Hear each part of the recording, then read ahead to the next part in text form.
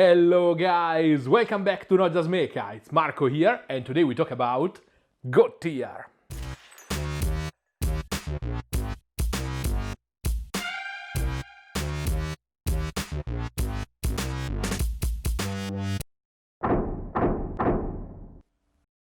I'm a knife functional painter, especially when it comes to gaming models, but I get bored quite easily if the models are always the same. For this reason, I owned only a couple of full armies in my career as wargamer, but literally dozens of warbands for any possible skirmish game. These days I'm even more hyped about modern skirmish games, because I can improvise a match anytime and anywhere I want, preparing the table in a couple of minutes with a small amount of equipment and accessories. When the first news about Godtear came out, I knew immediately it was just a matter of time before the beginning of a new collection.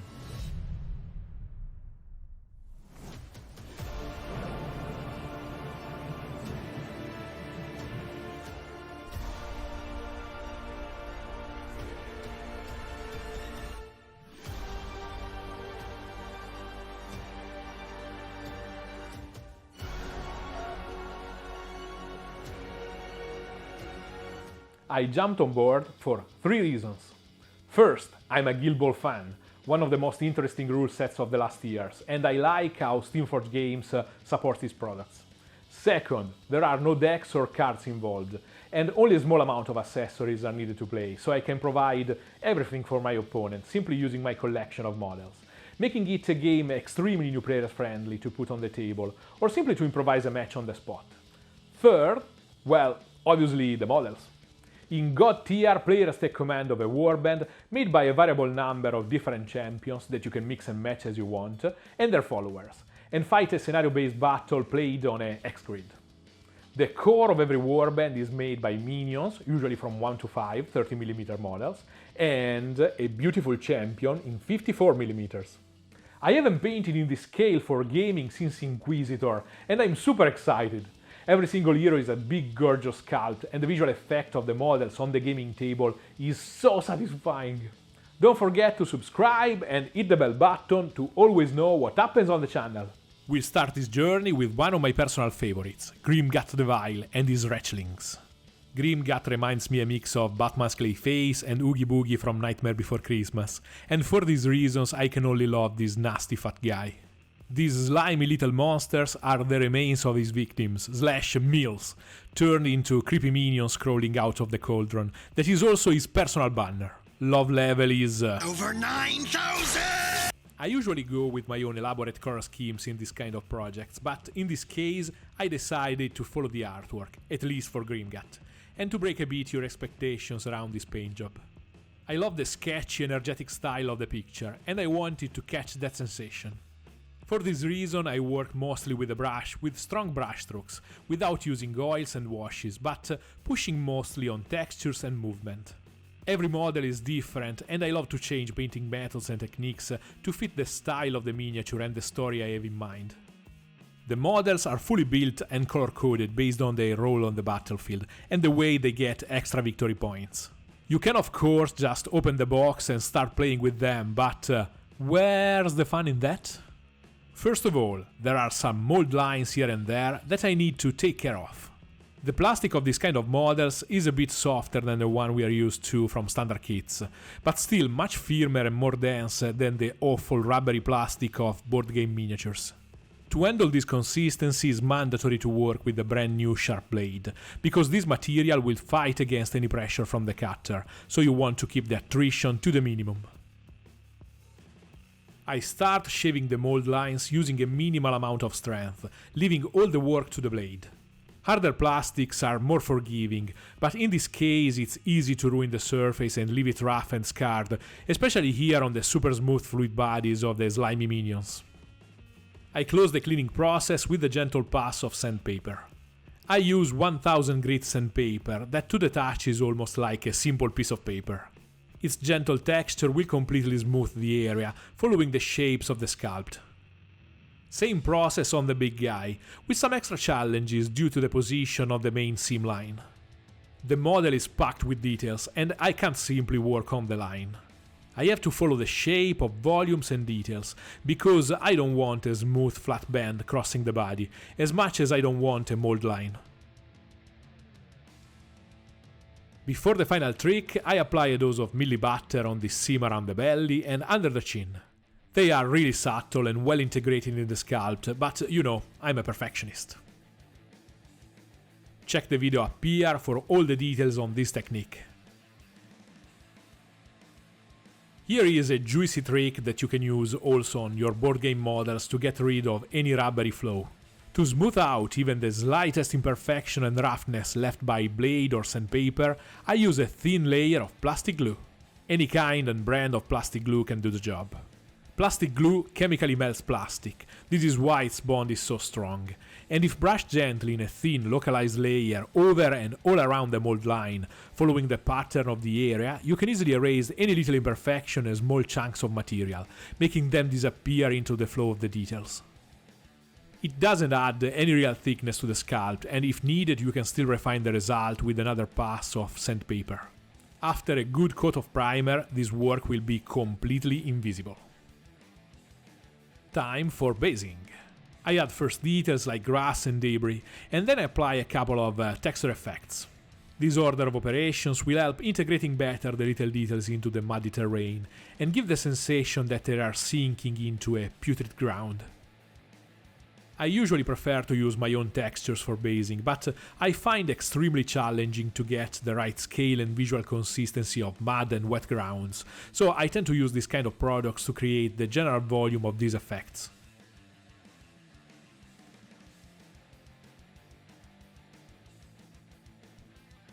As always, I start with the generous coat of black primer.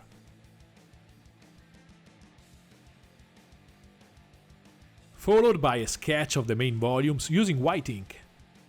I often say that everything I do with the airbrush is an adaptation of what I learned and what I do with the brush, and this is a good practical example.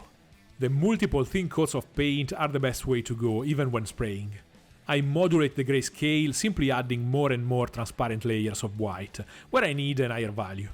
This way I'm always in control, and I can connect the two extremes with a gentle and smooth shade that can support the next layers better than strong blocks of black and white.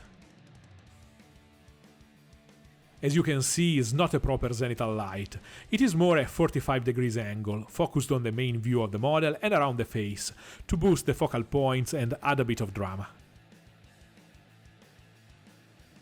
I tend to turn the black into dark grey and use the whitest white possible in the extreme lights, to keep an eye contrast. The ink saturation really helps in boosting the white to the maximum. I don't want pure black in the shadows because I'll add new transparent tones in those areas and I want a base able to support them. The overlapping of layers will push by itself the general value into darker tones. This way I also gain colored shadows that are always more interesting than simple black.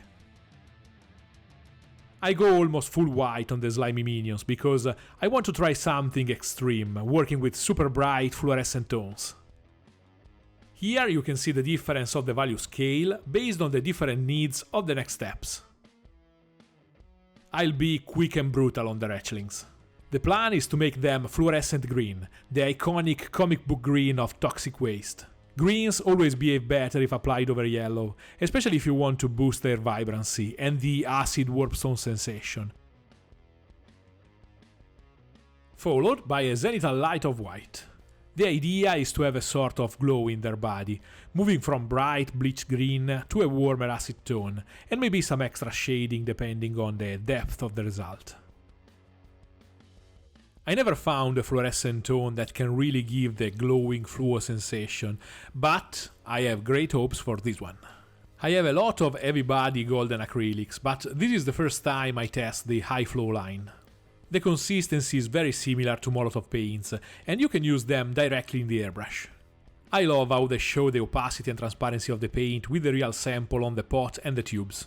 You don't have to guess the behavior of paint when you choose it from the shelf.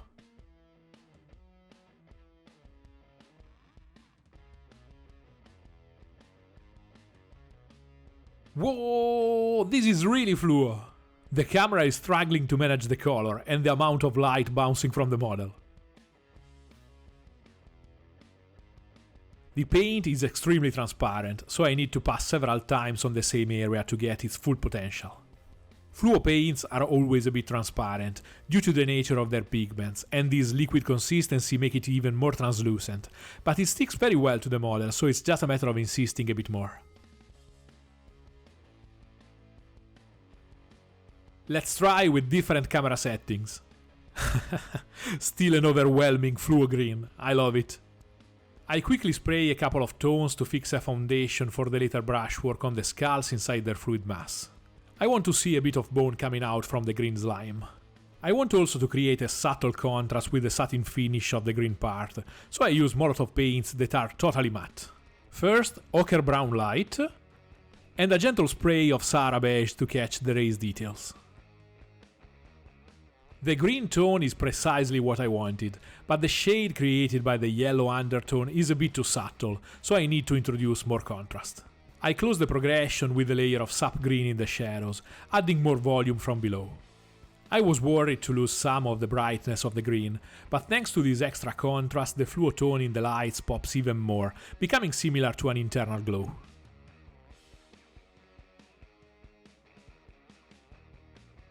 I plan to work mostly with the brush on Grimgut, but this is still a speed painting project, so I speed up the work with a couple of extremely simple steps with the airbrush.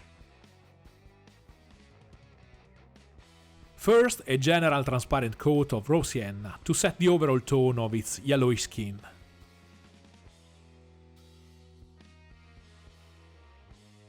Here I mix burnt amber and turquoise to obtain a cold dark brown.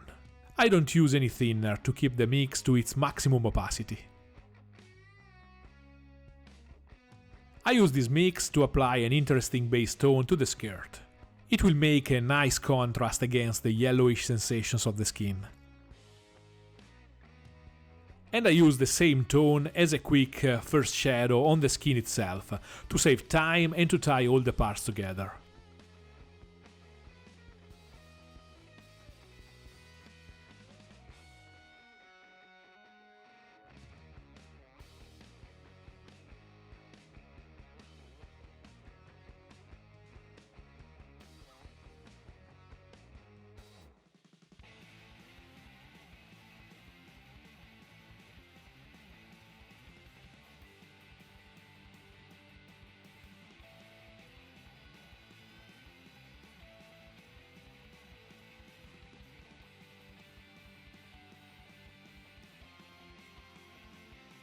An extra shadow with pure magenta to add some inflammatory tones in the big wrinkles.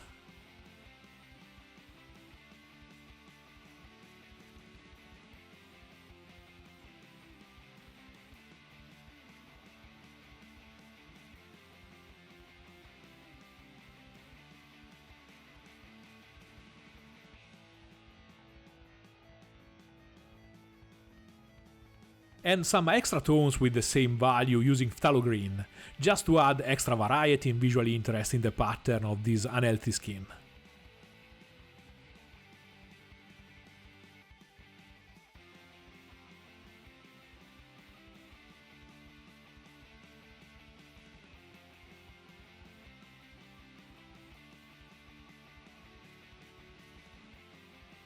I close the shadows with a powerful blue note. Working on this kind of transparencies, I don't really need to load a darker value in the airbrush. Over the black and white sketch, every layer will add its information and tones, lowering the value with the overlap.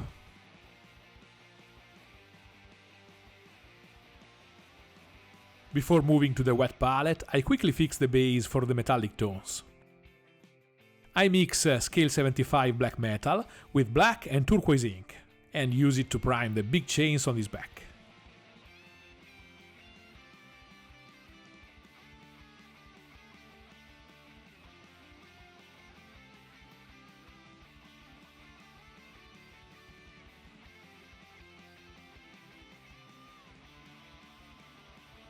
This became a video full of experiments, so here is again something new. These days I'm testing the Artist range of Scale 75. I prepared a proper video review and analysis of this set, but I simply couldn't resist and I have to put them at work immediately.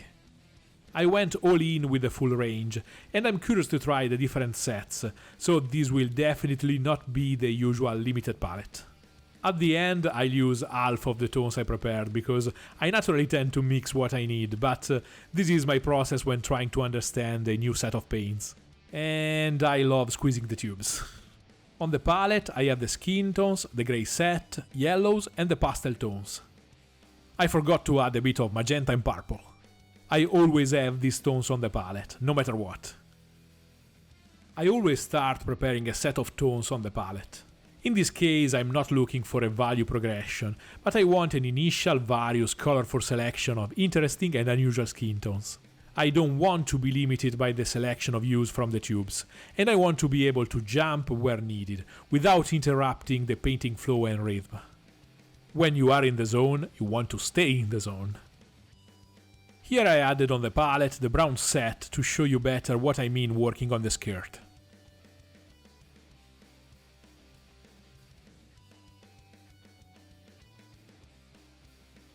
The shapes are simpler compared to the complex net of wrinkles on the skin, and you can see the effect of the layers of brushstrokes building up pretty quickly and in a more understandable way.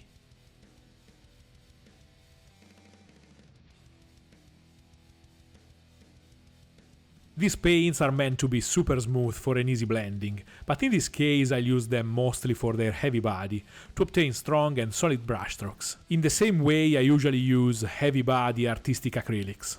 To create the style and the sensation of the artwork, I'll keep fine blendings to the minimum, overlapping layers and layers of brushstrokes to add hundreds of extra wrinkles.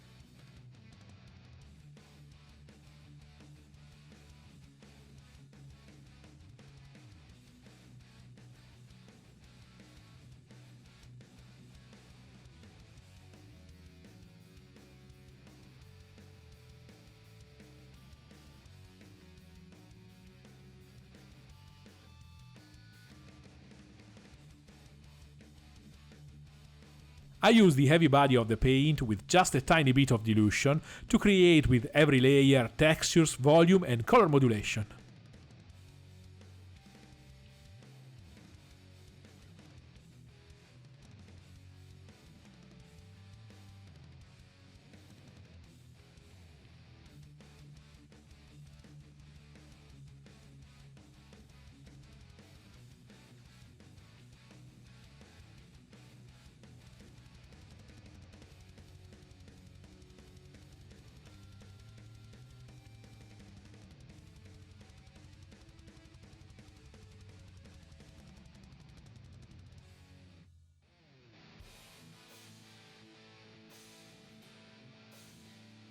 There isn't a single way to blend colors together, and sometimes a refined blend doesn't suit the model you are painting.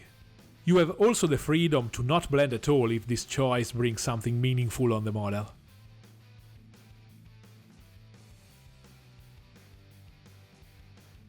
Every single brushstroke has a precise meaning, and you never find canvas painters worried about their brushstrokes or trying to hide them.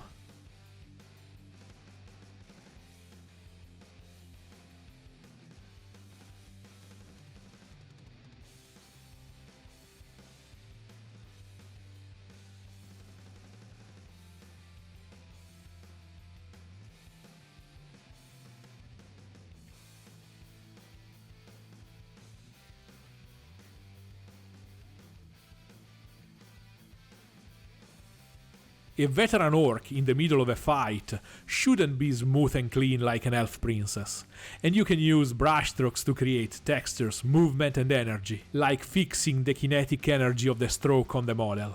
This is something we see all the time in artworks and paintings. We need just to adapt it to our small three-dimensional medium.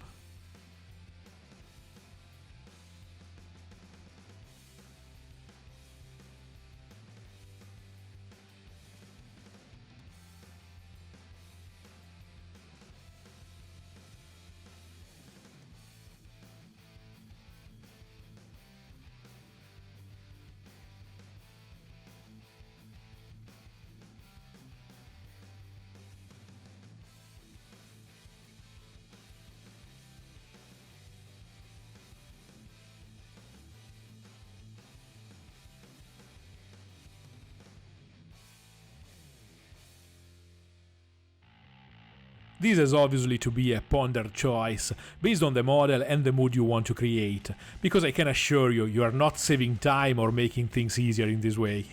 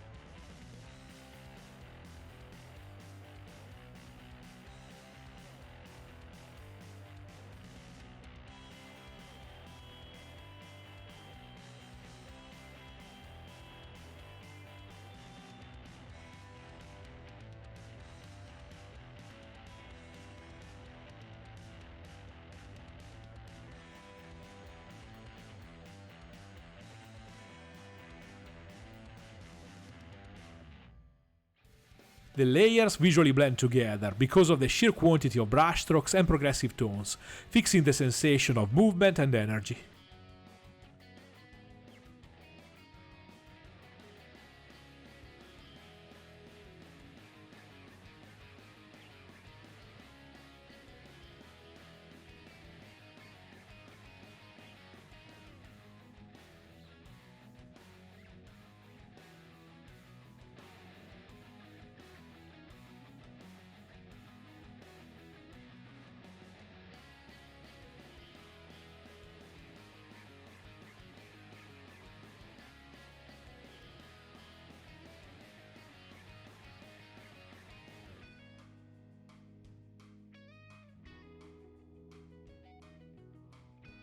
You can see how the finish becomes deeper and richer with every new step.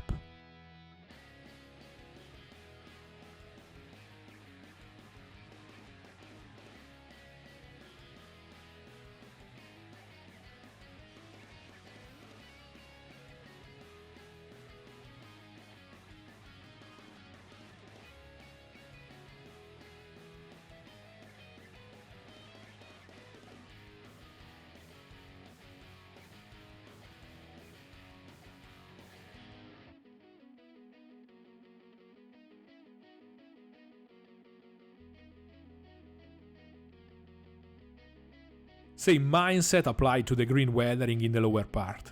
Here I use the natural transparency of the paint instead of its body to layer new information on top of the structure I already have.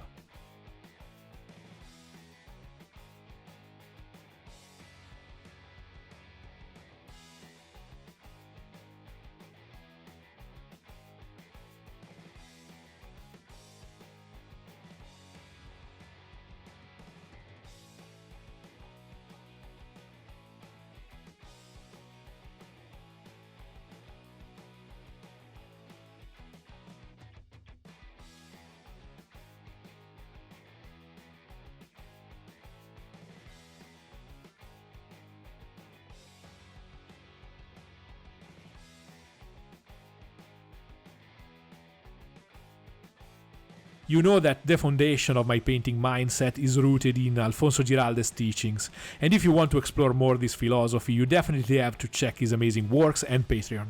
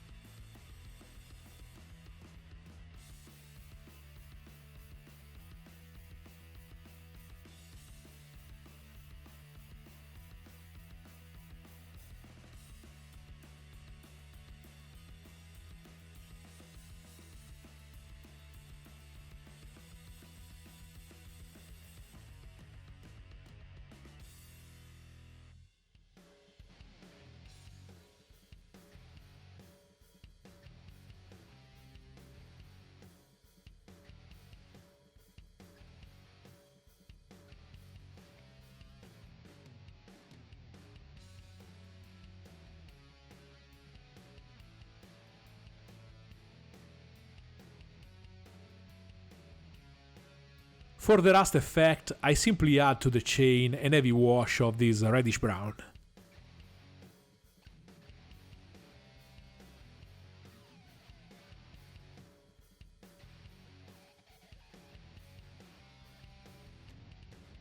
At the end, I only need to define better the skulls of the Retchlings, with an extra highlight and a rough texture. And here is the result after a relaxed afternoon of work. First one of the many champions I want to paint to fight a glorious fully painted game. As always, you can see how speed painting is more a matter of choosing well where to concentrate your efforts than renouncing to quality. The main focus is always in blocking from the beginning a good set of volumes and values that can sell the illusion of the three-dimensional presence of the model in the real world. Then you need only to choose the tones and style you want to apply over these solid foundations. And again, don't focus too much on your style, or even worse, someone else's style. The risk is to get stuck in a static way of painting and painting mindset, but try always to use what's best for the model. If you like this video, give it a like and subscribe. Remember that you can always ask me anything down below with a comment, and you can follow my projects during the week using one of my socials. And if you want to support the channel and my work, check my Patreon page and join the community, or maybe ask for a commission. See you next week, guys!